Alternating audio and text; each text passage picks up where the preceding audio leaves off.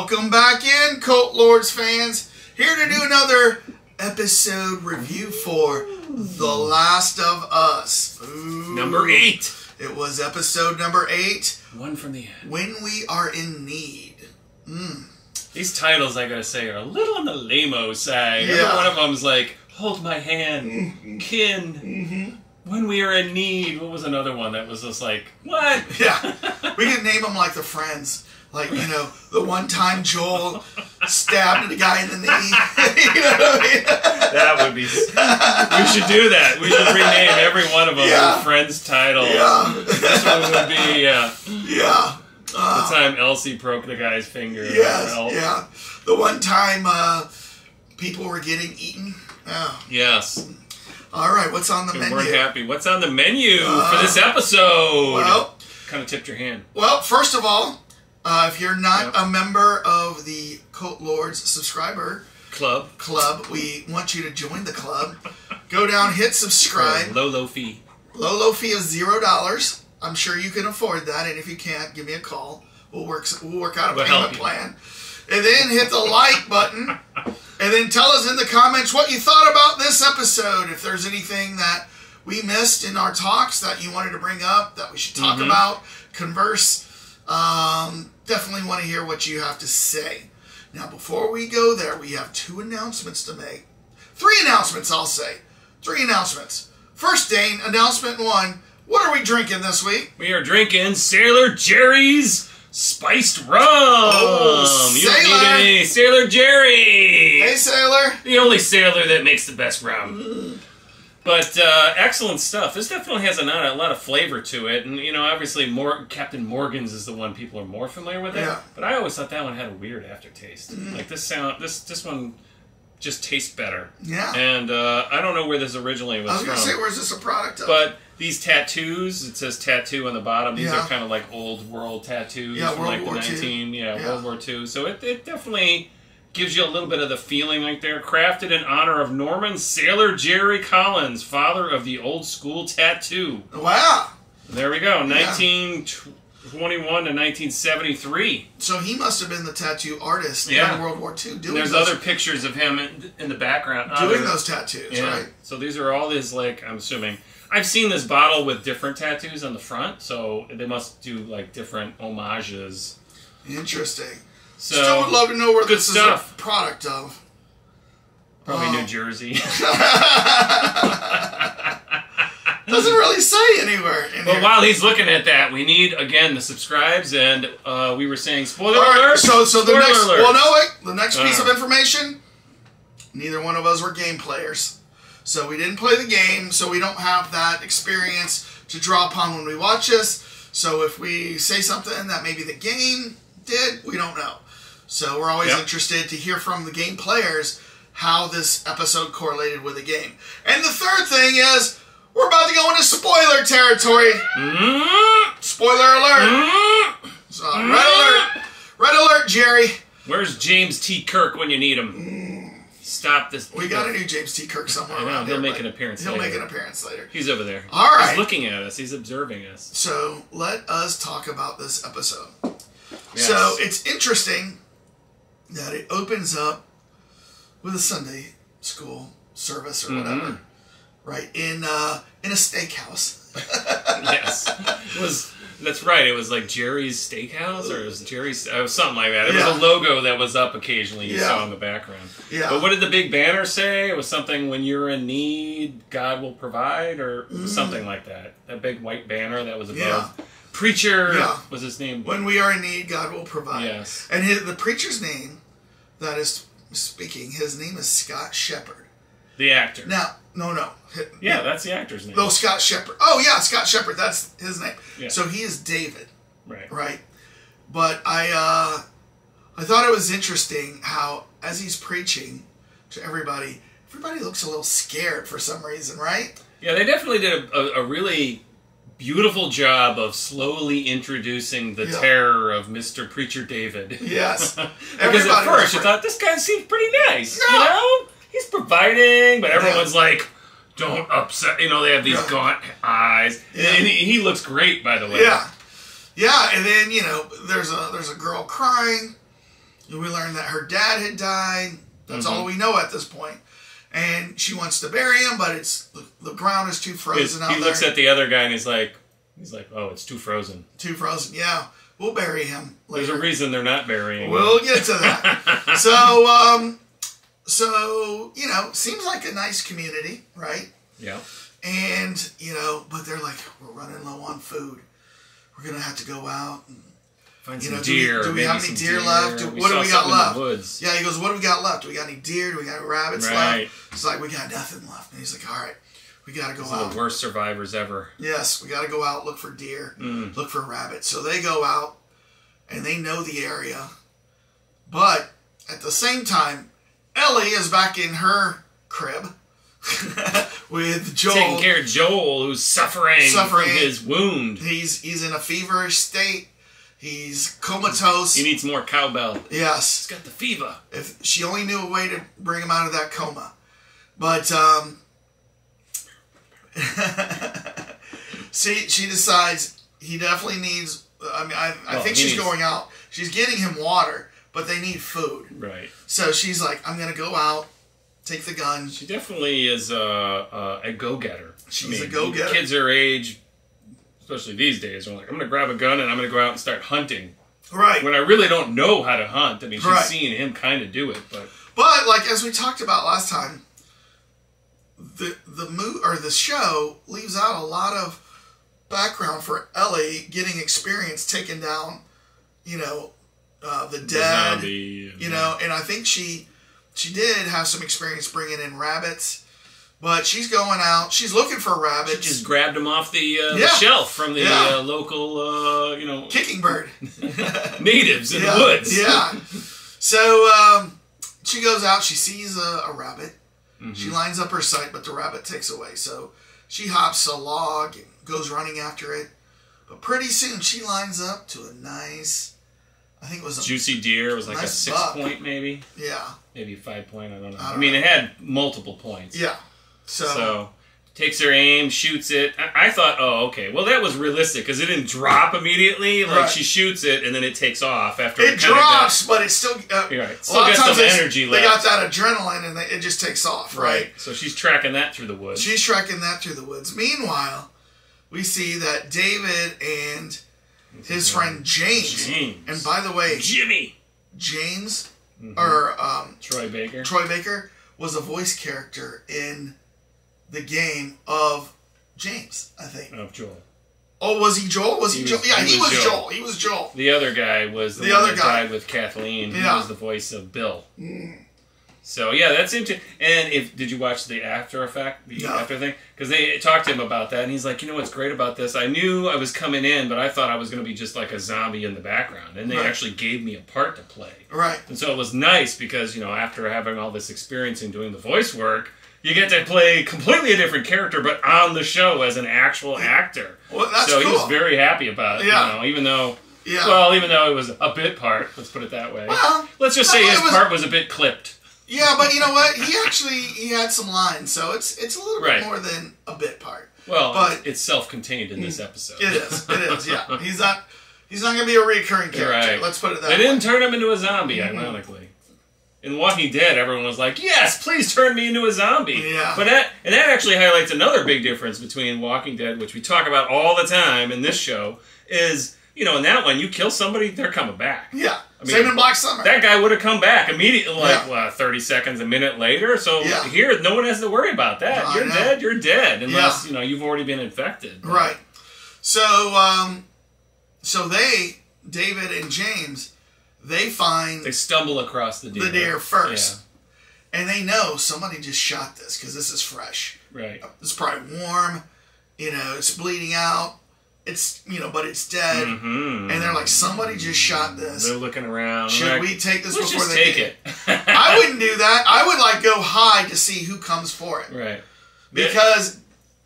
I agree with you. Did they think about I think they just said, let's just go. Because this they're like, somebody shot it. Because how do you know that isn't like the biggest, baddest group that's going to come terrify your resort village, right? Right. So I wouldn't take it immediately. There was a lot of things that were questionable early on with this group, and then later you kind of come to realize, okay, they're super desperate, and we've got Jeffrey Dahmer running the club. Yeah. So Ellie comes up on it, and she comes up on the men and says, "Drop." Yeah.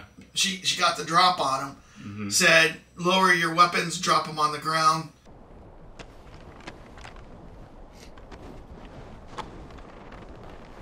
Turn and face me. Slow. Any sudden moves, I put one right between your eyes. Ditto for Buddy Boy. You're quite a hunter. We didn't even hear you coming. Turn around and walk away. Okay. Just go. Okay, all I ask is 10 seconds of your time. I just want to talk. I won't say it twice. Please, just 10 seconds. And then David was, of course, in his mind. Yeah. He wasn't doing it blatantly. We were just thinking still, he's such a nice preacher. Can I just get 10 minutes of your time?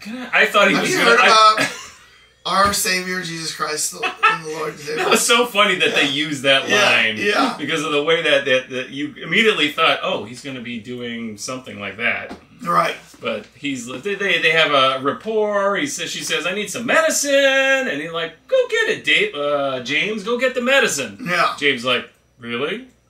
Like, for real, you want me to get the medicine? He's like, yeah, go get the real medicine. Right. He's like, okay. So you kind of get, this is like right when you realize David kind of has the iron fist in this group. He's not suggesting things. Yeah. He's running things. Right. And what you learn is he wasn't a preacher before this apocalypse.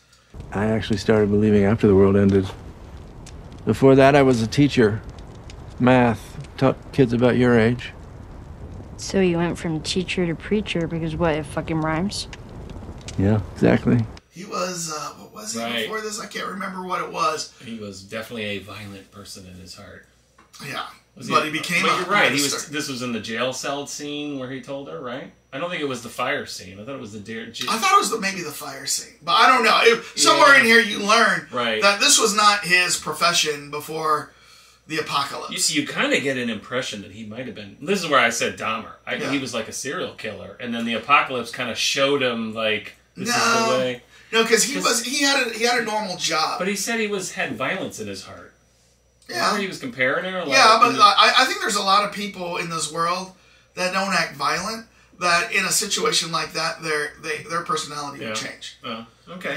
Yeah. I don't think he was a criminal, so before this. And now that it's been 20 years of searching for food, and then he talked about they had town after town after town, always taken by raiders. That hardens the heart, and that makes people violent. Think about Joel. Was Joel a violent person like that before this apocalypse? No.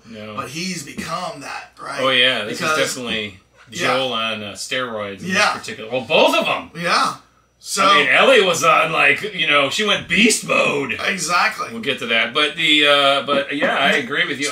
Well, I mean, I do, and this is that was the beauty of this particular episode, is that David, who I agree with you, over time people get more violent, brutal, because they got to survive, but he was definitely, the cult leader who had, and we find other things going on that he's keeping from the rest of the cult. You look at the rest of the people in there, there's nobody in there that are alphas, right? Yes, right. So he's probably an alpha in real life with, his family and his work.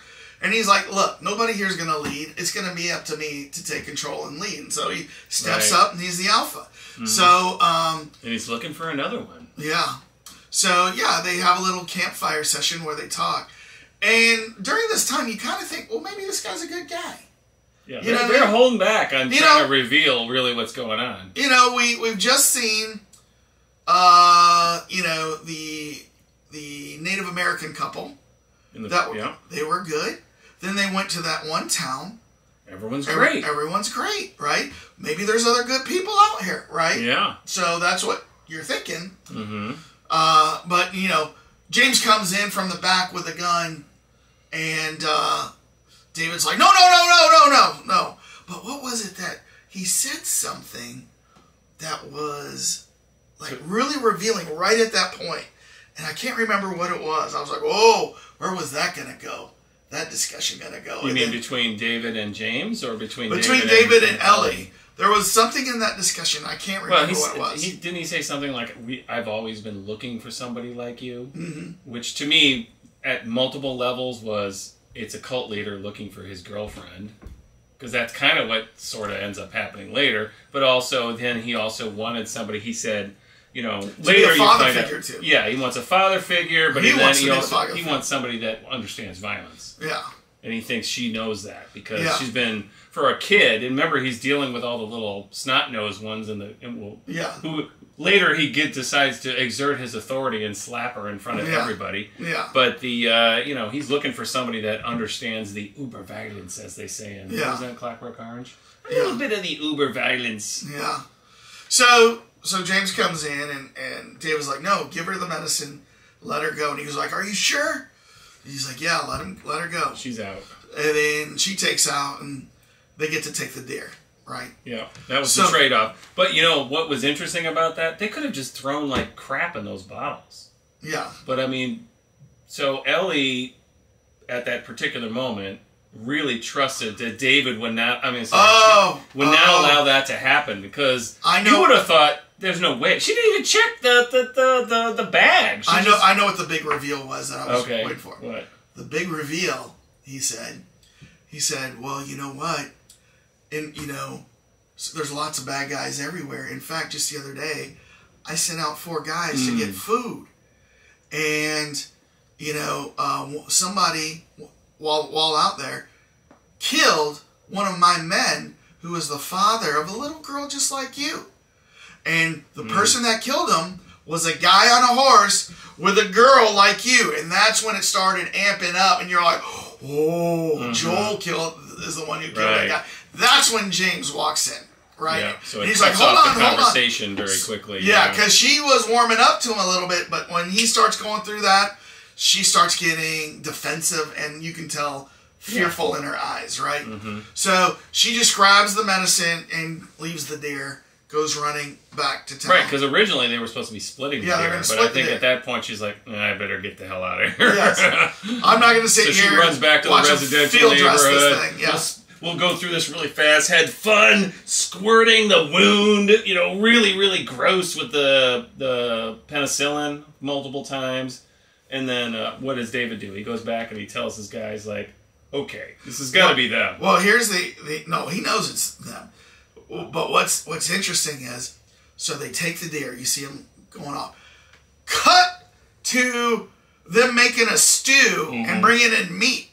So at that point, and then the guy goes, "What's the meat?" And he goes, manipulating and they go, "Venison." Yeah. Right. So you're like, well, they just caught a deer, or got a deer, right? It's gotta be that. Gotta be that. So, they're making this, and then everybody's eating at the table, and then the door opens up, and then they bring the deer in, and everybody's looking at it, and you're like, that wasn't deer.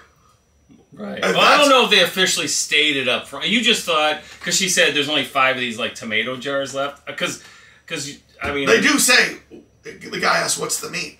And the lady says venison. Oh, she does say that? Yeah. Oh, okay. They totally manipulated that. Yeah, I didn't pick up on that. Yeah. Because I thought they still had some meat left over from something else. Well, no, and then the deer show up, but then you're right. So when they show up... Well, at that point, you don't know that. No, at that point, it hit me. They're eating people. All right, well, I got a hint of that, but yeah. But it didn't even occur to me that was kind of like the catch. I just thought they're probably starting to, but no, that's when the little light bulb went. Yeah. Yummy people. They're eating people. What a little Daughter party of 2. Yes. Daughter party of 2. Where's the meat? I don't think there's anybody back there. But everyone else, it seems like, doesn't know, which we find out later. Nobody knows. Yeah. Except, what did he say? I told only 2 other people or something like that? Yeah. So they bring in the deer, but they all finish eating, and like, even as the girl is eating, I'm like, she's eating her dad. Oh, I know. Yeah. That's what's going on. Well, did you notice that he had a nice big... He had like the biggest dinner plate of everything? Yeah. And that's why I kind of thought it wasn't that. But this is where I'm like, he knows that's what it is. Yeah. And he's like this is why I was like, it's Dahmer. I mean, he's just full on, like, eating all of this, no issue whatsoever. I know he's trying to prove a point to everybody, but... Well, yeah, I think he's trying to prove a point. And this is what he needs to survive. And he's probably saying, I need a little bit more. Because I'm the leader, probably. Of these buttocks. These nice loins. Yeah. So yeah, that's pretty gross. But so that's when he makes plans, and he's like, all right, they're close. We're gonna go track her down, and house by house, we're gonna bring them in. We're gonna figure it out where they are. So they take off. They go out there. They're wandering around. Meanwhile, Ellie is give him the shots, as I said, because he's got a massive wound here in his chest. Then she decides I'm going to go out and, like, water the horse. Because I was thinking that exactly when they went out, they were like, who's feeding the horse? Right. The horse is, like, locked in the garage, and then she gets him water and everything. And then she's so effing observant because she sees the birds go. She's like, uh-oh. Yeah. And then she realizes somebody's coming. She runs over there, finds them, runs back, tells Joel, gives him a knife, and says, if anyone comes down here, kill him! And she goes, I'm going to divert him. I'm going to divert him on the horse. She gets on the horse and takes off out of the garage. Meanwhile, the 5 of those guys. Yeah, her problem was she showed them, like, where she was, but for some reason, like, I don't understand the horse's path because they're over here. She says something like, hey, I'm here. So she takes off that way, and then they come this way. But somehow she comes back to them. Because the guys were like I thought it was trees. Like this, and then she curved, and then they just went that way. That one guy like cut her off over here, so he was waiting for her to run by. I agree with you. I don't know why she just didn't go the opposite way up the street. But I guess because it was a gunfight, and she thought I'm going to be too exposed, and then she kind of got all these decisions people make in this. And this is the part where Ellie is advanced in some ways, but then very naive in other ways. Because if she was, to your point, if she was like somebody like Joel would have been like, run that way. And then go this way. Don't go back this way where you're doubling back out with them. But that was pretty gruesome. And then the other thing, she didn't think they were going to just shoot the horse. Oh, no. I would have thought they'd shoot the horse. Oh, you did? Oh, yeah. They were wanting that deer for food. They'd eat that horse for food in a second. But it just happened. But from a kid's standpoint, I don't know if you thought about it. Did you watch, by the way, how they did that? No. They have a fake horse and like a stunt double on it. And so they have the horse like, and he shoots at it, and then the horse like collapses, and then the stunt person like rolls. You mean they didn't really shoot the horse? No, they didn't. No animals were harmed doing this. At the end of that, did you see the PETA remark? No. But I don't have to because I know it's in every movie now. So, but it was realistic. Yeah. The funny thing is when you watch the stunt. Yeah. You're like, well, that's totally obvious. Yeah. So they must be doing it, but then CGIing a lot of it also to kind of fuzz up where it looks like a real horse that's falling. Because you see the fake horse, it's like, this looks like a giant Muppet that this lady's riding. I wonder if, like in the Mandalorian, if they say, no banthas were harmed in this filming. You know what I mean? But, so she gets her horse shot. Mm-hmm. Now she's in a coma. She's been knocked out. So and they were about to shoot her, and David comes in and says, "No!" Boom! Shoots and says, "Don't you dare!" Yes. He goes, "I'm going to take her home." So which is funny because why didn't he just yell instead of shooting? He was only like 15 making his point. Away. Making his point. Making his point. So he goes up, he gets her, carries her off, and says, "All right, you are coming with me. You're taking the horse, or you guys are taking the horse in, and then you two go or you 3, I think it was 3 people, go door to door." Go to door to door. So he just basically carried her back, almost like, damsel in distress. So. Yeah. And at that point... Now, how are 2 guys going to take the horse? Unless they field dress it right there, maybe. Take out all the guts, cut the head off, which we know didn't happen, because we later see the horse in the garage when Joel goes in there and finds the horse is there. No. Yeah. In the garage? When he finds the hanging bodies. Right. The horse is... When he walks in, the horse is sitting there. Yeah. Oh, so they did take the horse. They didn't field dress it. You're right. Yeah, right. Okay. Well, my point was, somehow, I agree with you. Like 2 guys carried almost a 1-ton horse. They're going to carry this horse.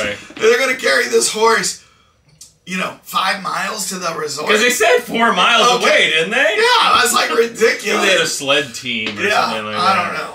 But yeah, when they got in there, the horse was totally still intact. Well, the only way they could do it is like if they seriously field dress it right there and then cut off like shanks and like you take this, we'll come back for this, right? Right. But I don't know. Yeah. So to your point, they kind of glossed over, like, how the hell did these two guys get that horse all the way back? Yeah. So they go off. They're taking off. They're looking house to house to house. Yeah. And Joel, meanwhile, he comes to, and he hears something, and he comes to.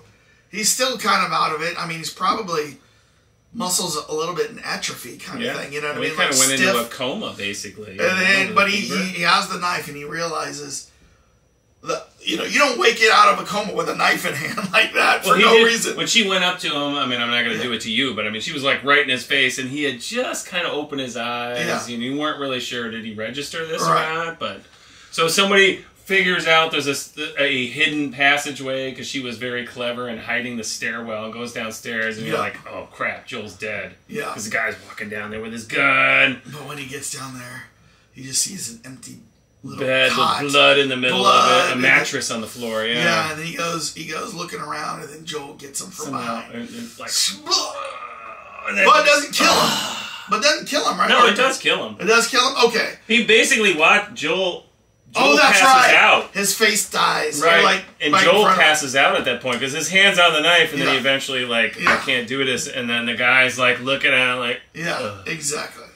So then he goes upstairs, and two more come in, and whatever. Well, he gets one of them comes in. He causes them. There was a guy in the, like, walking around, and he comes in. Yeah. So then, cut to that scene. Cut to the scene where Joel decides to be interrogated. Go into beast mode. He's going to go judge, jury, and execution. But meanwhile, I'm still actually startled by that because I've kind of thought of Joel. You see him as like the father figure and like the protector of her, and then to see him like go full on brutality. That caught me off guard a little bit. For 20 years though, and that's why even his brother, right, even his flesh and blood, questioned him. Because he's seen the side of Joel. He's just too good at it. Yeah. So, it's like Batman. But yeah, he questions him. You know, first he punches him around a little bit, but then takes the knife right into the guy's like, what girl? Yeah. Where's the girl? What girl? Oh, this girl in your knee. Oh, that girl. Yeah, I forgot about her. You mean I thought you meant the brunette. Yes. And then the other guy is tied up behind the piano in the background saying, don't tell him! Keep him up! Don't do it! Yeah. And of course, he's not the one getting beaten. Yeah, of course. Of course. He was very brave until he realized Joel was about to club him over the head, and then he went very soft. Like, no, please, no! You know what I mean? I ain't telling you shit. It's okay. No. I believe him. No. But he gets the information he needs on the map where he needs to go to get Ellie. And it's a resort. It's not a town. Silver Creek? Silver Creek. Something. Silverbrook. Silver Creek. Something like that, yeah. So, he figures out where to go. He's running through the woods. He gets there. He's looking through the house. And then he, like, stumbles upon blood on the ground, which he follows to, I don't know, some kind of... Well, before that... What do you do before that? Well, before that... Cut to Ellie, who's now in the prison. That minor part? Oh. Yeah, that minor part, yes. And and David is like questioning her, saying, you still got time. You still got time to make a choice and be with us. And then, like, I thought it was weird, like, Ellie had her hand up on the... Well, you're skipping he brings her some food. Yeah. But she had already seen what was in there. She saw an ear on the floor in the background at the cutting table, and he's like, oh, crap. Well, I could tell you this is venison, and she's, at that point, she's like, I'm not believing anything. She didn't say it, but you could look at her face like, I don't believe anything you say. She's like, a sandwich is a sandwich, but a manwich is not my meal. Literally. Yes. I'm not going to eat that sandwich. But, so then she goes up. There's a touching moment where you think, oh, maybe she's falling for this guy's hypnotic allure. Never thought that. She did a great job. I did wonder, like, how's she going to play this off? Like, she's playing off that she's interested. I thought she was going to use it to, like, maybe get out of the cage. But no, she wanted to do it to break his finger and bite his hand at the same time. And then he, like, breaks off, right? And he's like, ah! she's like, oh, how you like that broken finger, right? Yeah, and he used the C word on her, by the way. Yeah. Never heard that on Walking Dead. No. He called her a kitty cat. Yes. So, no, I'm just then he leaves, and then he comes back with James, and the two of them are like, well, I think we've had enough of this. He said, let's leave it to Cleaver. Right. Like, go and bring out the cleaver. Yeah, we're going to chop you up and eat you up. So they take her out of the cage, and they're putting her on the thing. And, like, he's really... That's when she bites her, by the way. Because then she's like, look, you're infected. Right. I'm infected.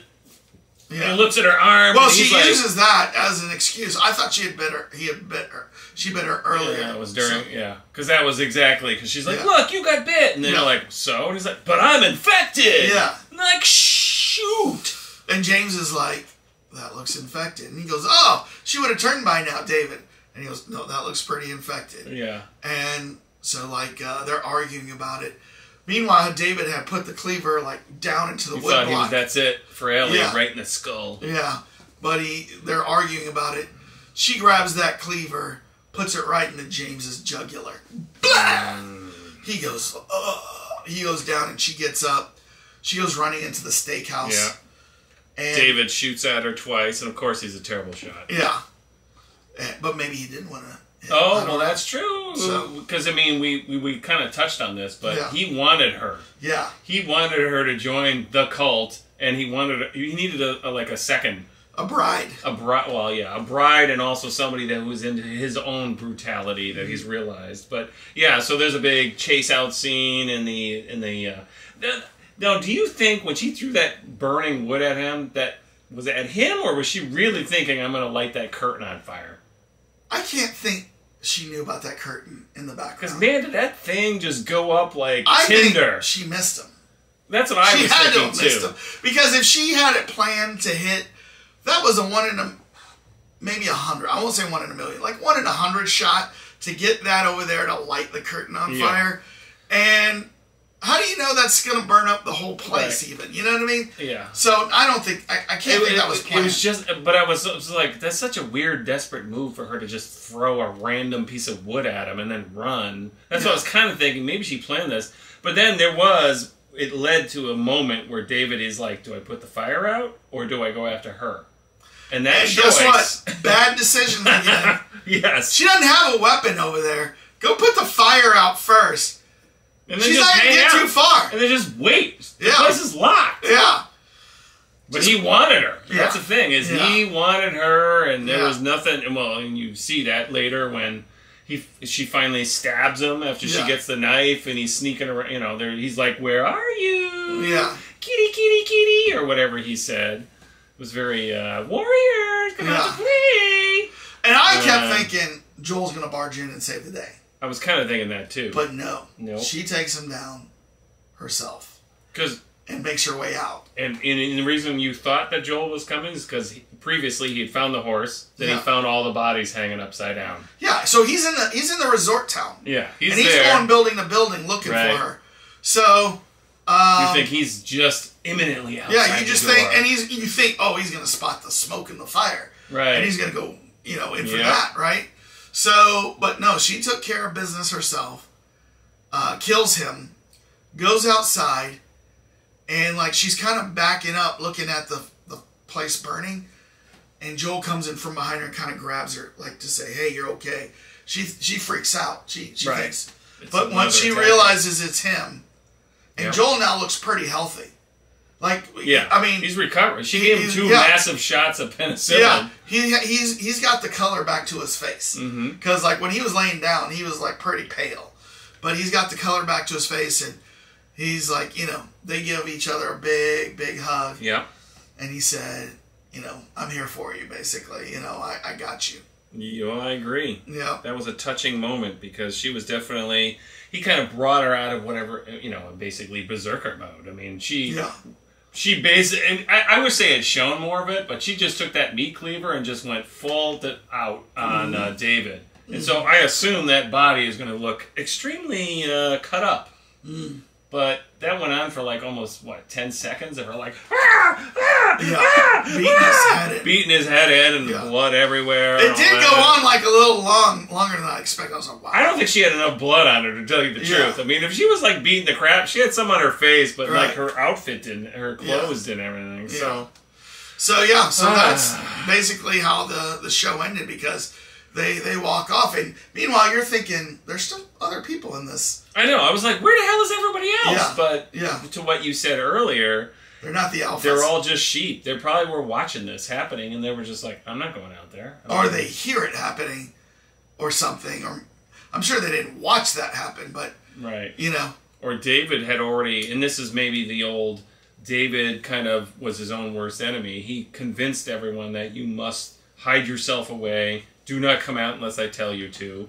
And if they're screaming, well, hey, don't come out. So no one helped him. Nobody helped him. In the end. So now you got a town. You got a flock without a shepherd. And they're all dead. Or they're going to all eat everybody. Because there's no leader anymore. There's no leader. They're going to die. Yeah. They're going to die. That's where it's kind of getting left off. Because they don't. And I guess they have the horse and the deer. They'll live for a little bit. Maybe even live until the spring. But, no leader.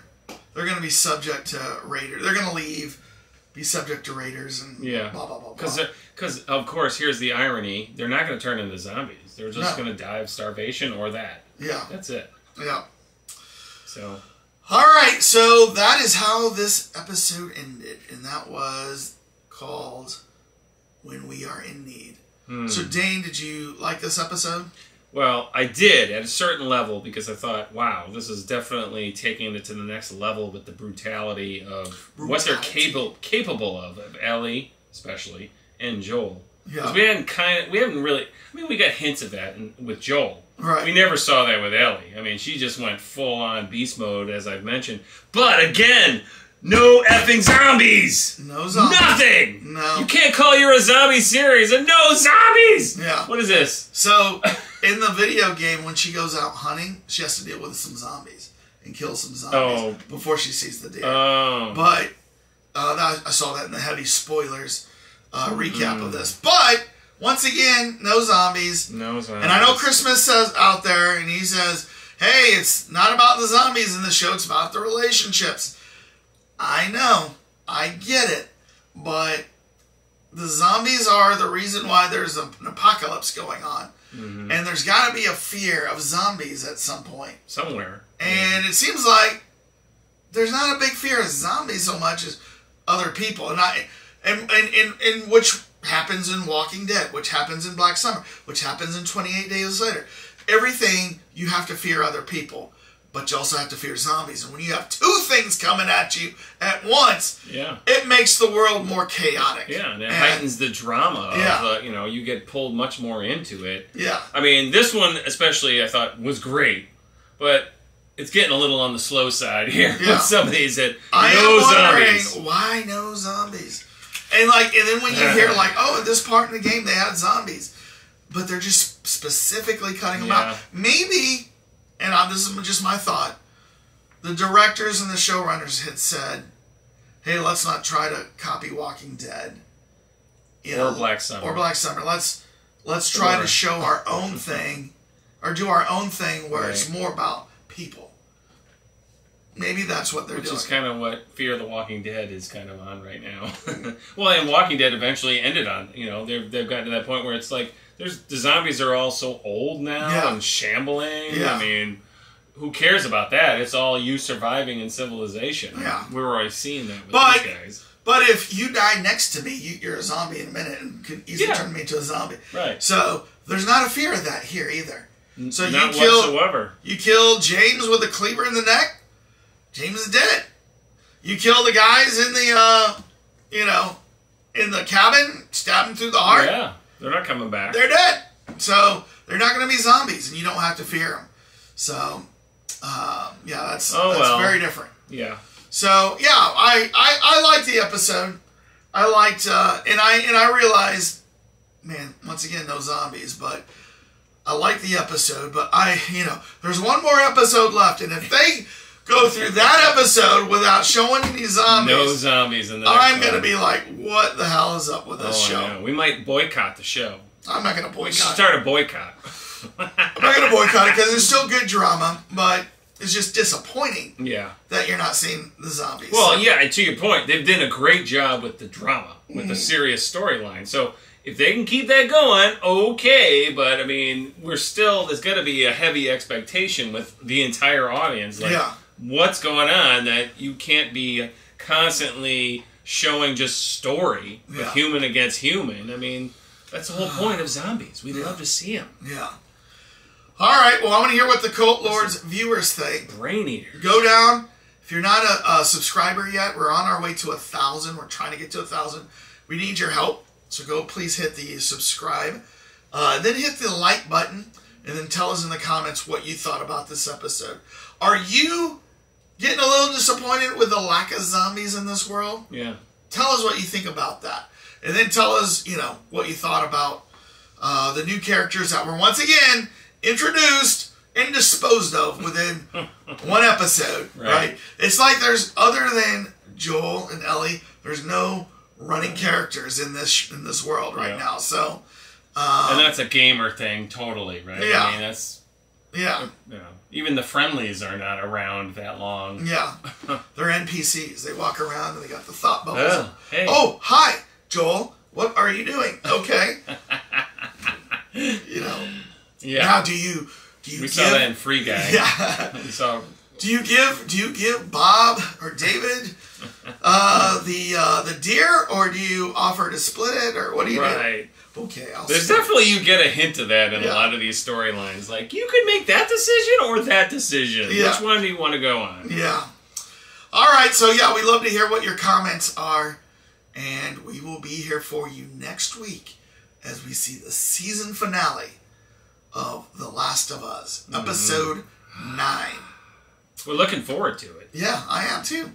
So, Dane? Yes.